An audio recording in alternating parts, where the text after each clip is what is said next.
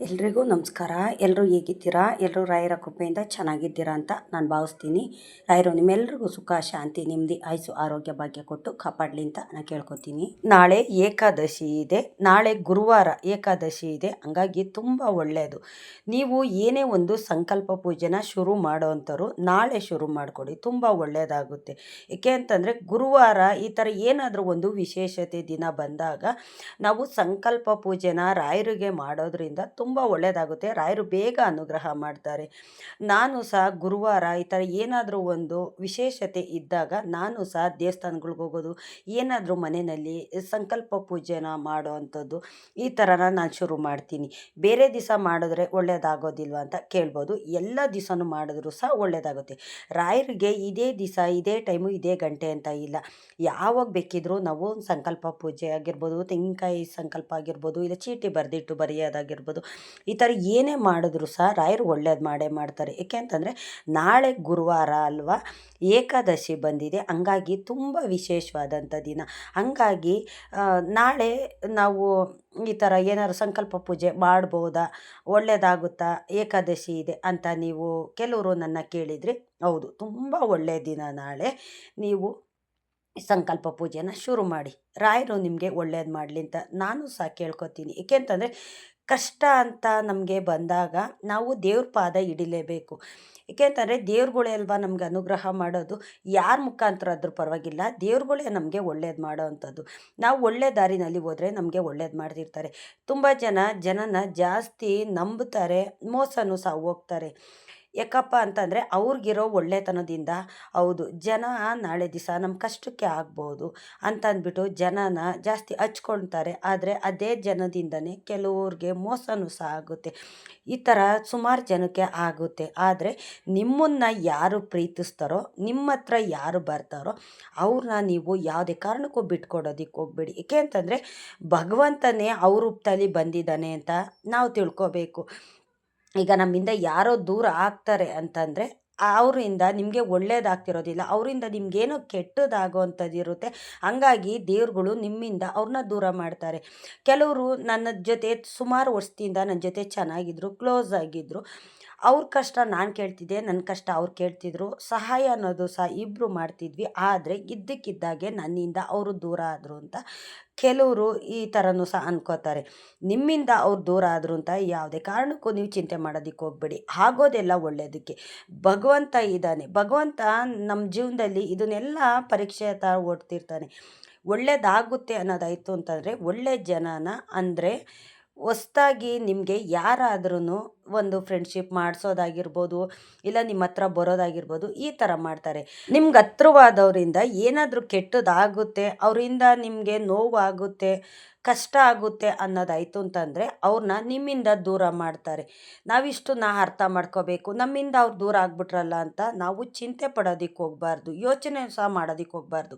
ಆಗೋದೆಲ್ಲ ಒಳ್ಳೆಯದಕ್ಕೆ. ಭಗವಂತ ಇದ್ದಾನೆ. ಭಗವಂತನೇ ಸೂಚನೆ ಕೊಟ್ಟು ನಮ್ಮಿಂದ ಅವ್ರನ್ನ ದೂರ ಮಾಡಿರ್ಬೋದು. ಏನೋ ನಮಗೆ ತೊಂದರೆ ಆಗ್ತಿರೋ ಅಂಥದ್ದು ರಾಯರಿಗೆ ಗೊತ್ತಾಗಿರಬೇಕು. ಹಂಗಾಗಿ ನಮ್ಮಿಂದ ಅವ್ರನ್ನ ದೂರ ಮಾಡಿದ್ದಾನೆ ಅಂತ ನಾವು ಅಂದ್ಕೊಂಡು ಕೈ ತೊಳ್ಕೊಂಡು ಬಿಟ್ಬಿಡಬೇಕು. ಈಗ ನಮಗೆ ಪರಿಚಯನೇ ಇರೋದಿಲ್ಲ, ಅವರು ಮುಖನೂ ಸಹ ನಾವು ನೋಡಿರೋದಿಲ್ಲ. ಆದರೆ 1-2 ಸತಿ ನಮಗೆ ಹತ್ರವಾದಾಗ ಅವರಿಂದ ನಮಗೇನು ಒಳ್ಳೆಯದಾಗ್ತಿರುತ್ತೆ, ಅವರಿಂದ ನಮಗೇನೋ ಸಹಾಯ ಆಗ್ಬೋದು ಅಂತ ಅನ್ನೋದು ರಾಯರಿಗೆ ಗೊತ್ತಾದಾಗ ಅವ್ರನ್ನ ನಮಗೆ ಹತ್ರ ಮಾಡೋವಂಥದ್ದು. ಅಂಥವ್ರನ್ನ ನಾವು ಯಾವುದೇ ಕಾರಣಕ್ಕೂ ನಾವು ಬಿಟ್ಕೊಡೋದಕ್ಕೆ ಹೋಗಬಾರ್ದು. ಸುಮಾರು ಜನನ ಜಾಸ್ತಿ ಹಚ್ಕೋತಾರೆ, ಬೇಗನೆ ದೂರ ಆಗ್ಬಿಡ್ತಾರೆ. ಏಕೆ ಅಂತಂದರೆ ಜನನೇ ನಮ್ಮ ಸುತ್ತಮುತ್ತ ಕಾಣೋವಂಥದ್ದು. ಏಕೆ ಅಂತಂದರೆ ದೇವ್ರುಗಳು ನಾವು ಪೂಜೆ ಮಾಡ್ತೀವಿ, ದೇವ್ರ ಸೇವೆ ಮಾಡ್ತೀವಿ, ದೇವರೇ ಒಳ್ಳೇದು ಮಾಡು ಅಂತ. ಆದರೆ ನಮ್ಮ ಕಣ್ಣೆದುರುಗಡೆ ಕಾಣೋವಂಥದ್ದು, ಈಗ ನಾವು ಏನೇ ಒಂದು ಕೆಲಸ ಮಾಡಬೇಕಾದ್ರೂ ಜನದ ಸಂಪರ್ಕ ಇರಲೇಬೇಕು. ನಾವು ಬೆಳಗ್ಗೆ ಎದ್ದರೆ ಸಾಕು ಜನದ ಮುಖ ನೋಡಲೇಬೇಕು. ಹಂಗಾಗಿ ಬೇಗ ನಾವು ಜನಗಳನ್ನ ನಂಬ್ತೀವಿ. ಎಲ್ಲರೂ ಒಳ್ಳೆಯವರೇನೋ, ನಮ್ಮ ಥರನೇ ಇರ್ತಾರೇನೋ ಅಂತ ನಾವು ನಂಬ್ತೀವಿ. ಆದರೆ ಕೆಲವರು ಮನಸ್ಸಲ್ಲಿ ಈ ಥರ ಒಂಥರ ಕೆಟ್ಟು ಬುದ್ಧಿ, ಕೆಟ್ಟು ಭಾವನೆ ಅನ್ನೋದು ಇರುತ್ತೆ. ಅವ್ರು ಏನು ಉದ್ದೇಶಕ್ಕೋಸ್ಕರ ನಮ್ಮ ಜೊತೆ ಬರ್ತಾರೆ ಅನ್ನೋದು ಸಹ ನಮಗೆ ಗೊತ್ತಾಗೋದಿಲ್ಲ. ಆದರೆ ಭಗವಂತನಿಗೆ ಇದೆಲ್ಲ ಗೊತ್ತಿರುತ್ತೆ. ನಮ್ಮ ತಂದೆ ರಾಯರಿಗೆ ಇದೆಲ್ಲ ಗೊತ್ತಿರುತ್ತೆ. ಹಂಗಾಗಿ ನಮ್ಮಿಂದ ಅವ್ರನ್ನ ದೂರ ಮಾಡೋವಂಥದ್ದು. ನಿಮ್ಮಿಂದ ದೂರ ಆದರು ಅಂತ ಅಂದ್ಬಿಟ್ಟು ನೀವು ಅವರಿಂದನೇ ಹೋಗೋದಕ್ಕೆ ಹೋಗಬೇಡಿ. ಹೋಗ್ತಾರಾ ಹೋಗ್ಬಿಡ್ಲಿ, ನಿಮ್ಮ ಜೊತೆ ನಿಮ್ಮ ಪ್ರೀತಿ ಬಯಸಿ ಯಾರು ಬರ್ತಾರೋ ಅವ್ರನ್ನ ನೀವು ಸ್ವಾಗತ ಮಾಡಿ. ನನಗೆ ಒಬ್ಬರು ಕಮೆಂಟ್ ಹಾಕಿದ್ರು. ನನಗೆ ಅವರು ನಾನು ವಿಡಿಯೋ ಸ್ಟಾರ್ಟ್ ಮಾಡಿದಾಗಿಂದನೂ ನನಗೆ ಪ್ರತಿಯೊಂದು ವಿಡಿಯೋಗೂ ನನಗೆ ಕಮೆಂಟ್ ಹಾಕ್ತಾರೆ. ಅಂತಂದರೆ ಅವ್ರಿಗೆ ಅಂತ ನಾನು ಒಂದು ವಿಡಿಯೋ ಮಾಡಿದ್ದೆ. ಅವ್ರ ತಾಯಿಗೆ ಹುಷಾರಿರಲಿಲ್ಲ, ಅಂದರೆ ಸ್ಲೋಕ್ ಆಗಿತ್ತು, ಮತ್ತು ಈ 3 ತಿಂಗಳಿಂದೆ ತೀರ್ಕೊಂಡ್ರು ಅಂತಲೂ ಸಹ ನಾನು ಹೇಳಿದ್ದೆ. ಅವರು ಪ್ರತಿಯೊಂದು ವಿಡಿಯೋಗೂ ನಂಗೆ ಕಮೆಂಟ್ ಹಾಕ್ತಾರೆ. ನನಗೆ ತಂದೆ ಇರಲಿಲ್ಲ, ನನ್ನ ತಾಯಿ ಸುಮಾರು ವರ್ಷದಿಂದ ಈ ಥರ ಸ್ಲೋಕ್ ಹೊಡೆದು ಮೂಲೆಯಲ್ಲೇ ಇದ್ದಾರೆ ಅಂತ ಅವ್ರ ಕಷ್ಟನೆಲ್ಲ ನನ್ನ ಹತ್ರ ಅವ್ರು ಹೇಳ್ಕೊತಿದ್ರು.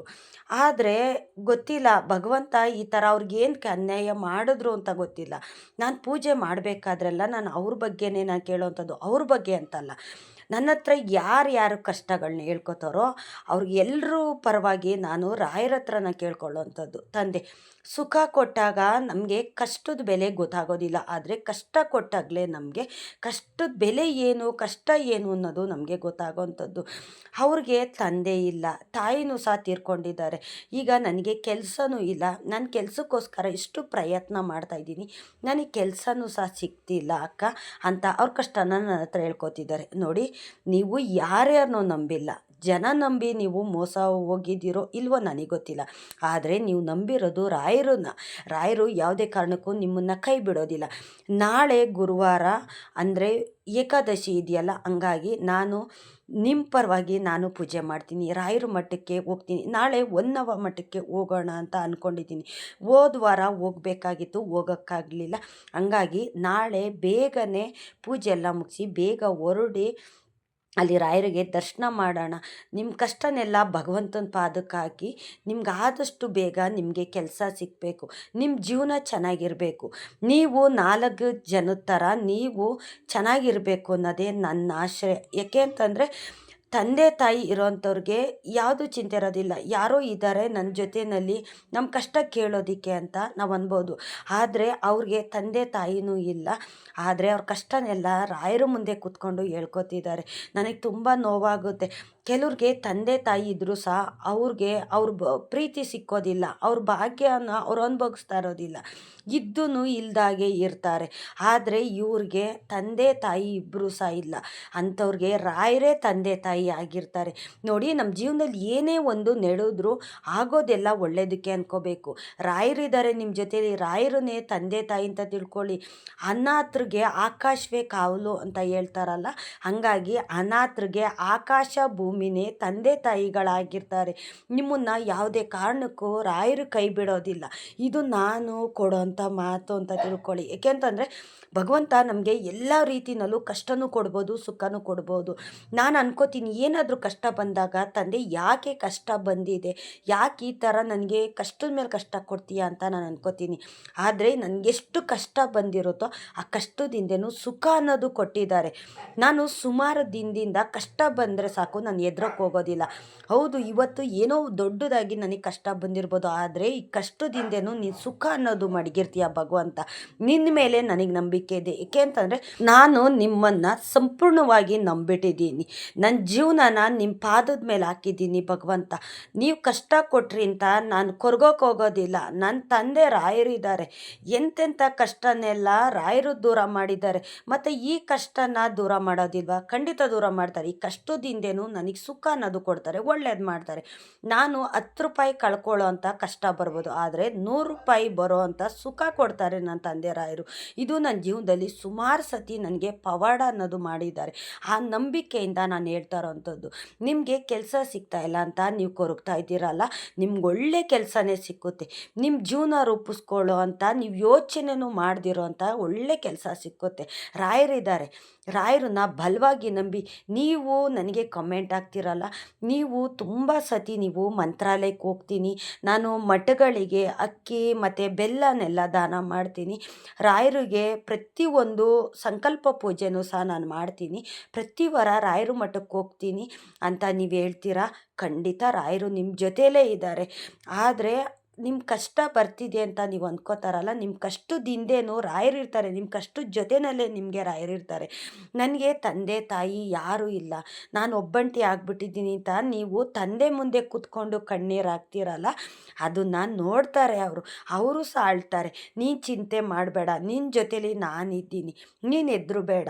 ನಿನ್ನ ಕಣ್ಮುಂದೆ ಇರೋ ತಂದೆ ತಾಯಿ ದೂರ ಆಗಿರ್ಬೋದು, ಆದರೆ ನಿನ್ನ ಕಣ್ಣು ಕಾಣಿಸ್ತಿರೋ ತಂದೆ ತಾಯಿ ನಾನಿದ್ದೀನಿ, ನಾನು ನಿನಗೆ ತಂದೆ ತಾಯಿ ಆಗ್ತೀನಿ ಅಂತ ರಾಯರು ನಿಮ್ಮ ಕಷ್ಟನ ದೂರ ಮಾಡ್ತಾರೆ.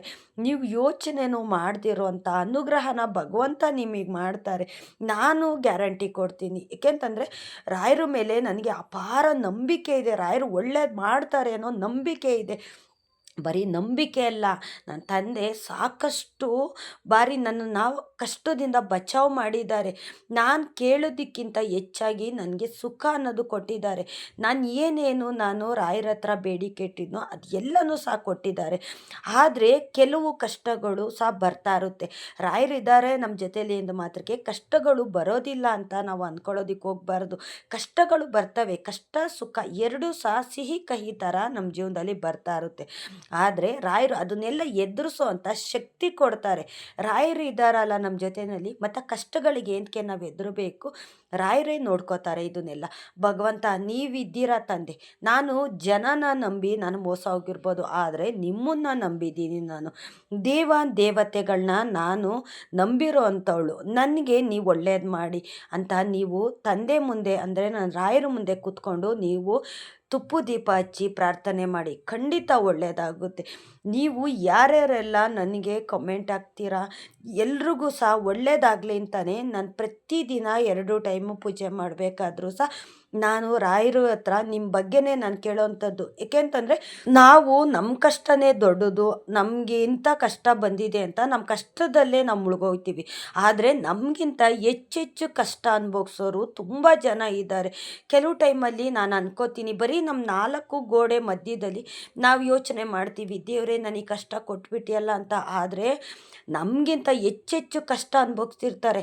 ಪ್ರತಿಯೊಬ್ಬರು ಬಾಯಲ್ಲೂ ಅವ್ರ ಕಷ್ಟ ಕೇಳ್ತಿದ್ರೆ, ದೇವರೇ ನಮ್ಮ ಮನೆಯಲ್ಲೇ ಎಷ್ಟೋ ಪರವಾಗಿಲ್ಲಪ್ಪ, ನಮ್ಮ ಜೀವನನೇ ಇಷ್ಟು ಚೆನ್ನಾಗಿಟ್ಟಿದ್ಯಾ ನೀನು, ಆದರೆ ಬೇರೆಯವ್ರು ಹೇಳೋ ಕಷ್ಟ ನೋಡಿಬಿಟ್ರೆ ನನಗೆ ಕಣ್ಣಲ್ಲಿ ನೀರು ಬರುತ್ತೆ ತಂದೆ ಅಂತ ನಾನು ಅನ್ಕೋತೀನಿ. ಏಕೆಂತಂದರೆ ಪ್ರತಿಯೊಂದು ವಿಷಯದಲ್ಲೂ ಪ್ರತಿಯೊಂದು ನಾವು ಕೆಲಸ ಮಾಡಬೇಕಾದ್ರೂ ಸಹ ನಮ್ಮ ಜೊತೆ ರಾಯರು ಇರ್ತಾರೆ. ರಾಯರು ಕಷ್ಟನೂ ಕೊಡ್ತಾರೆ, ಆ ಕಷ್ಟದ ಜೊತೆಯಲ್ಲೂ ಇರ್ತಾರೆ.